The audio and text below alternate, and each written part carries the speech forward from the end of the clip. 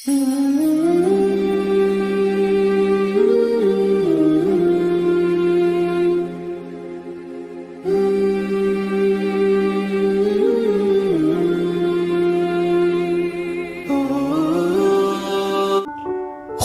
ini hanya akan menjadi kata-kata tidak bermakna, bahkan khutbah Jumat menjadi batal kalau tidak disebut namanya. Kullu amrin ribalin, semua amal yang baik, walam yubda bihamdillah, kalau tidak diawali dengan pujian kepada Allah, fahuwa aqta', maka amal itu putus, tidak bernilai.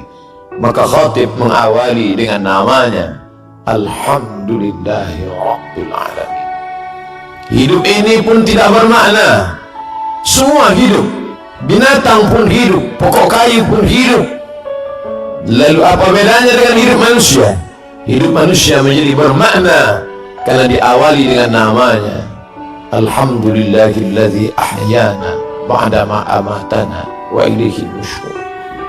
Makanan hanyalah sebagai calon-calon sampah bakteri busuk. Ma'akalta fa'afnaita, yang kau makan akan membusuk, dan makanan itu akan menjadi bermakna, bernilai ibadah di hadapan Allah ketika namanya disebut. Ya ghulam, wahai anak kecil, sammillah, sebut nama Allah. Dalam hadis yang lebih panjang, meskipun dhaif, boleh diamalkan untuk fadail a'mal, motivasi beramal. Allahumma barik lana fima razaqtana wa qina adzabannar. Menyebut namanya merubah sampah menjadi ibadah. Menyebut namanya kata-kata tak bermakna menjadi ibadah. Menuliskan namanya di kertas yang sebelumnya hanyalah goresan tinta di atas kertas yang hampa tak bermakna, tapi kemudian ketika nama itu ada di atasnya, maka menjadi sucilah dia. La yamassuhu illal mutahharun, tidak boleh disentuh kecuali oleh orang-orang yang suci, bersih daripada hadas, bersih sebagai najis. Innahu min Sulaiman wa innahu bismillahirrahmanirrahim. Hati yang cemas, hati yang gundah, hati yang sedih, tiba-tiba kesedihan, kecemasan, ketakutan menjadi hilang ketika disebut namanya. Ya Muhammad, ya Rasulullah. Andai orang kafir Quraisy itu menoleh ke bawah, tentulah mereka akan menangkap kita, tentulah mereka akan membunuh kita, karena kita sudah lari dari kejaran mereka. Idhuma fil ghari, ketika mereka berdua berada di dalam gua. Idh yaqulu li sahibihi, ketika dia berkata kepada sahabatnya yang sedang ketakutan, cemas, la tahzan, jangan takut, jangan cemas, jangan khawatir, innallaha ma'ana, Allah bersama kita.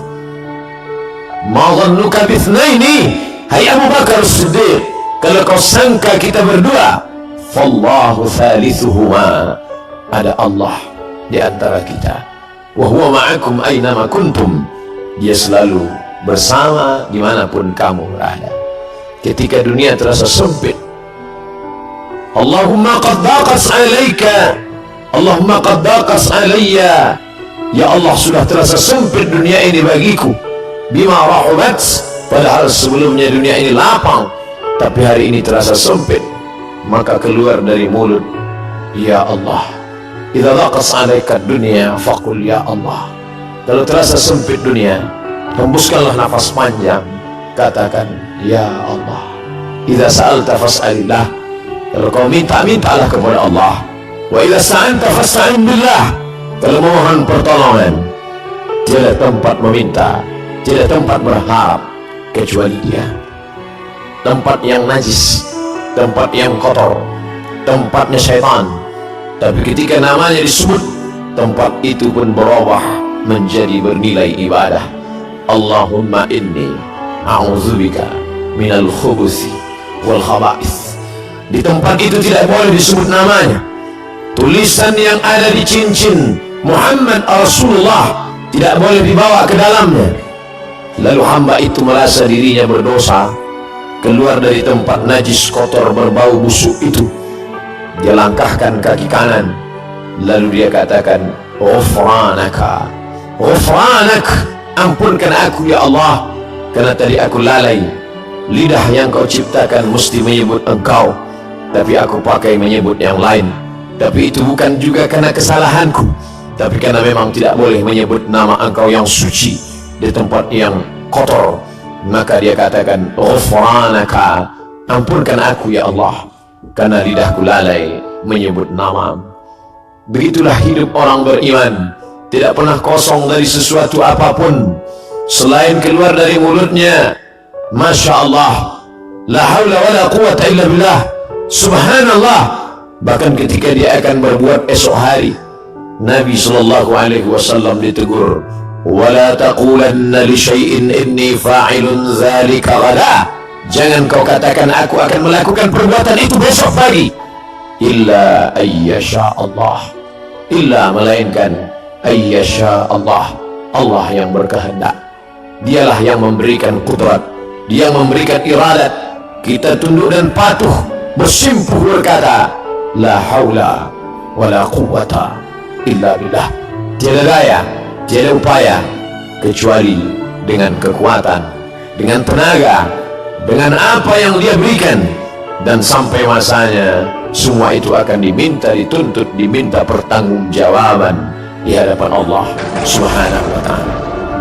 Nikmat terbesar bagi kita hari ini bukan kaya, karena banyak orang yang kaya tapi harta tidak bisa menolong di hadapan Allah. Nikmat terbesar bagi kita hari ini bukanlah jabatan. Kenapa banyak jabatan tapi tidak bisa menolong melepaskan dari neraka jahanam? Kalaulah manusia itu mulia karena jabatan, maka Fir'aun jauh lebih mulia. Kalaulah manusia itu mulia karena harta, maka Qarun sampai hari ini harta yang tertimbun di dalam tanah, tetap orang berkata harta Qarun.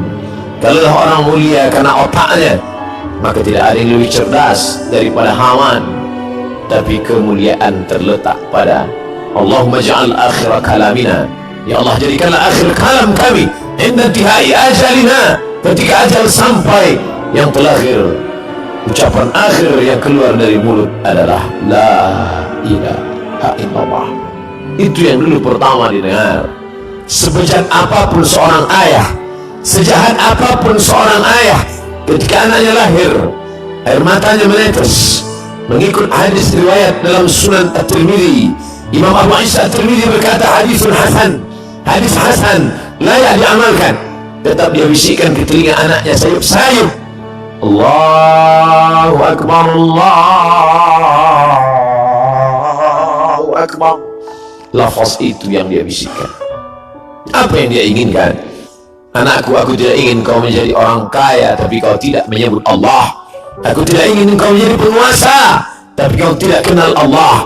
Aku tidak ingin engkau menjadi orang yang cerdas, IP-mu 4 di atas rata-rata, orang memuji mengagungkanmu, tapi kau tidak mengenal Allah. Aku hanya ingin saat di akhir hayatku, saat aku terbujur kaku, yang terakhir membisikkan ke telingaku lafaz Allah. Dan yang mengajarkannya dulu adalah aku saat matamu belum terbuka, saat mulutmu menganga karena tangisan. Tapi ketika bisikan itu sayup-sayup masuk ke pangkal telinga, tertancap ke dalam lubuk hati yang paling dalam, saat itu pun kau juga akan membisikkan ke telingaku, laqinu mautakum, talqinkan orang yang mati sakratul maut di antara kamu dengan bunyi kalimat la ilaha illallah. La taqumus sa'ah, dunia tidak akan kiamat selama masih ada orang berjalan di atas muka bumi berkata yaqulu Allah, Allah. Kalau kau katakan ya Rahman, idza taqul, idza qulta, kalau kau katakan idza da'awtahu ya Allah, idza da'awtahu ya Rahman, idza da'awtahu ya Rahim, idza da'awtahu ya Rahman faqad wasaftahu birrahmah. Kalau kau panggil dia ya Rahman, maka saat itu engkau sedang memberikan sifat rahmah, kasih sayang.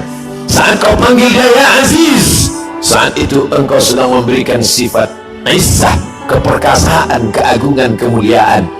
Tapi saat kau katakan ya Allah, idza da'awtahu ya Allah, kalau kau panggil dia dengan nama ya Allah, laqad wasaftahu bi jami' sifatil kamal wal jalal, saat itu engkau sedang menyebut dia dengan nama-nama, sifat-sifat keindahan dan kemuliaan. Jangan hanya kau cukapkan, jangan hanya kau katakan, jangan hanya kau lantunkan di ujung lidahmu. Karena dulu pun mereka juga berkata, amantu billah, aku beriman kepada Allah, aku percaya kepada Allah. Tapi kemudian ketika perbuatan tidak berpengaruh apa-apa, mulutnya berkata ya Allah, tangannya meniup yang haram. Mulutnya berkata ya Allah, matanya memandang yang dilarang Allah. Mulutnya berkata ya Allah, kakinya melangkah ke tempat yang tidak diridai Allah. Wa minan nasi man yaqulu amanna, ada di antara manusia yang berkata dengan mulutnya amanna. Sulitkah berkata dengan lidah yang tak bertulang? Tidak ada susahnya berkata sesuai apa yang kau mau. Tapi ketika dia tidak masuk ke dalam hati, lain di bibir, lain di hati. Innal munafiqin, orang-orang munafik, fi darkil asfali minan nar, letaknya neraka jahanam. Ketika Nabi SAW sampai di suatu kampung, waqalatil a'rabu qalu amanna, orang-orang Arab Badui itu berkata amanna, kami beriman kepada Allah. Langsung perintah datang, qul, katakan ya Muhammad, lam tu'minu, kamu belum beriman, walakin qulu aslamna, katakanlah kami hanya baru sekedar berserah diri kepada Allah, kami hanya baru sekedar menyerahkan diri kepada Allah. Walamma yadkhulul iman fi qulubikum, iman belum masuk ke dalam hati kamu. Sendirian, tidak ada teman dan sahabat. Di belakang ada pasukan Fir'aun yang akan membunuh. Di depan ada lautan luas yang akan menelan. Laut merah siap menyantap makhluk yang lemah itu. Dan saat itu apa kata bala tentara Fir'aun? Bunuh dia! Dia yang sudah membunuh, dia sudah melarikan diri, habis nyawanya. Dan kawan-kawan yang sebelumnya dianggap sebagai sahabat, ternyata mereka hanyalah musuh yang berbaju kawan. Mereka hanyalah lawan yang sudah mencuri tempat di barisan kawan. Lalu apa kata mereka? Innalah mudrakun, kita akan tertangkap Musa. Musa, lihatlah mereka di belakang, mereka akan menangkap kait Musa. Kita akan tertangkap dan kita akan dibunuh Musa. Ternyata tidak semua kawan itu membisikkan ketenangan hati.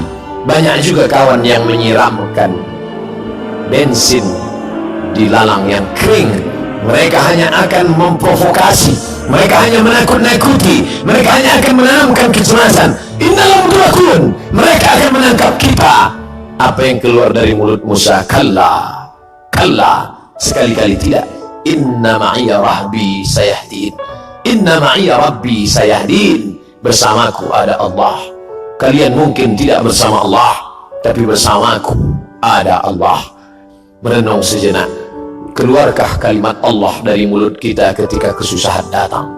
Keluarkah kalimat Allah dari mulut kita ketika sumpah serapah datang? Atau dia hanya kata-kata yang bersemayam saat hati senang? Kalau kesenangan dan kesusahan membuat berbeda, pujian membuat melambung, caci maki membuat murung, sesungguhnya belumlah kita beramal mukhlishina lahuddin. Merenung sejenak, mengingatkan hati yang lupa, yang hampa, bahwa sampai masanya kata-kata itulah yang membuat kita bisa bersama dengan Allah. Allah, Allah. Barakallahu li wa lakum fil Qur'anil azim, wa nafa'ani wa iyyakum bima fihi minal ayati wadh dhikril hakim, wa taqabbala minni wa minkum tilawatahu innahu huwal ghafurur rahim.